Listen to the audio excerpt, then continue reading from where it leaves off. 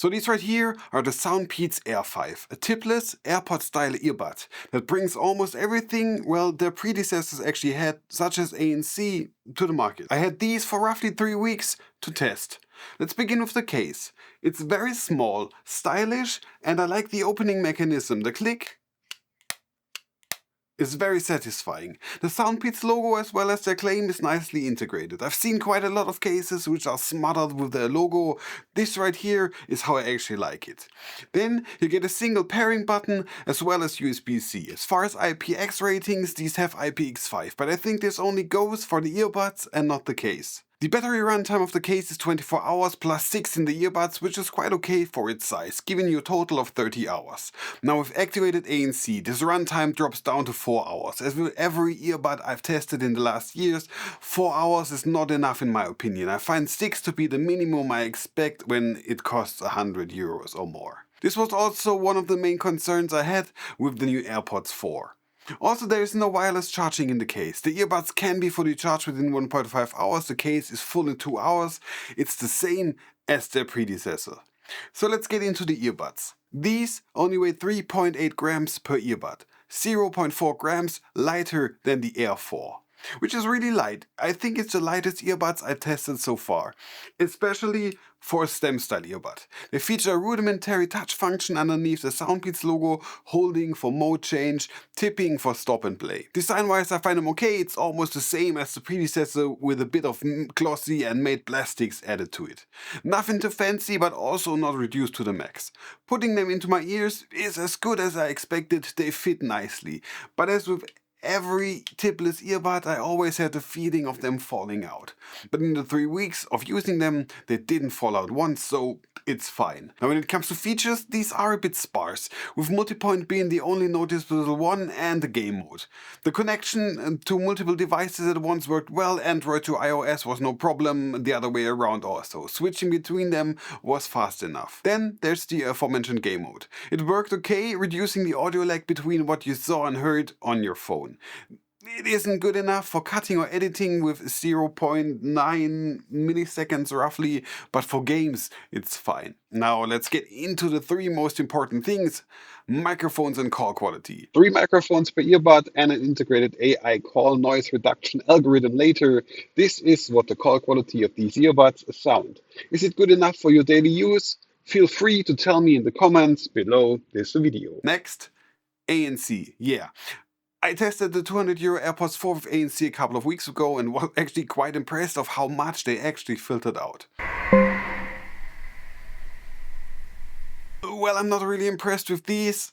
Again, I wasn't keen with the Air Force ANC, and the first couple of times I actually tested the ANC function in the 5s, I wasn't sure if it was activated. I switched a couple of times between normal and ANC mode until I recognized what it actually did. It's okay, I guess.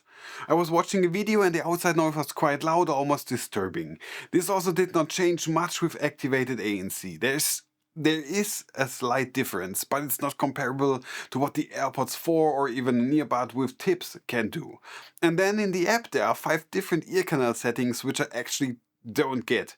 From the icons, 1 seems to be the lowest and 5 the highest, but I don't know what exactly. The thing is, the only thing that slightly changed is the bass, I think, when switching between number 5 and number 2. Here's an ANC recording so that you can actually hear for yourself how the ANC filters out things.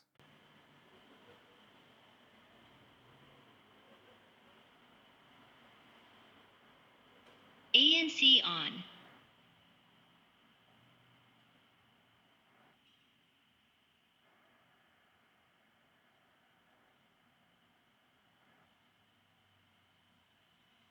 Normal mode.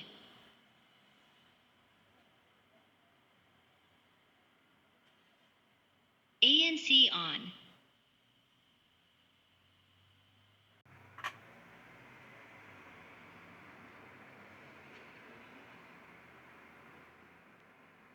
ANC on.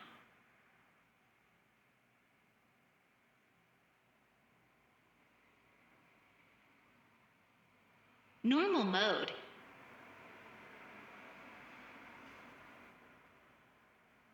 ANC on. Now let's get into sound quality. A couple of presets as well as a 10-band equalizer and an adaptive sound test later. I couldn't find that much of a difference in sound quality, so I went with the classic Soundpeats preset. Now these are aptX certified earbuds such as the Force. Testing this with my Android phone, I find the sound quality for a tipless earbud to be good. At 50% volume there wasn't any tearing, the bass was clearly audible, the mids are fine and the highs weren't too overpowering. It's not a balanced sound whatsoever, but in my humble opinion it's good enough to use them as your daily driver if you listen to specific music. What they lack in is the definition as well as the sheer prowess that the AirPods 4 brought to the table. But this is actually what you get when you add another 100 euros on top. Now electronic and pop music sounded the best on them. And then metal, such as Novelists, sounded quite weird to me. Kind of flat and very much weirdly compressed, lacking the oomph I expect. Here's a recording of different music, comparing it with the Air Force. Headphones on and enjoy. We don't need scars just to know we're human. We can let the world just tell us so. Light ourselves up when we're out in love. All of that love in me was an illusion. Till you made my world lose down. Turn me around when I'm enough. And I know now that I'm not safe now without you.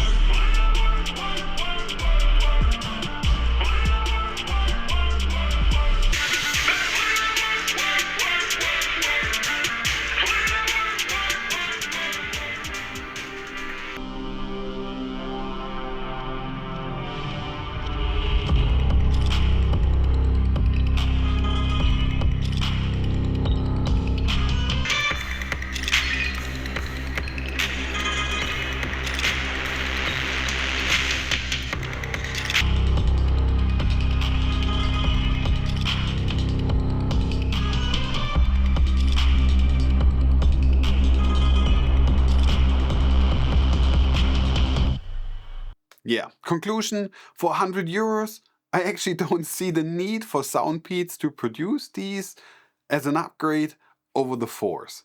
There isn't much that has actually changed in my opinion. Same battery life, a newer Bluetooth codec 5.4 instead of 5.3, the same high-res codecs when it comes to sound quality.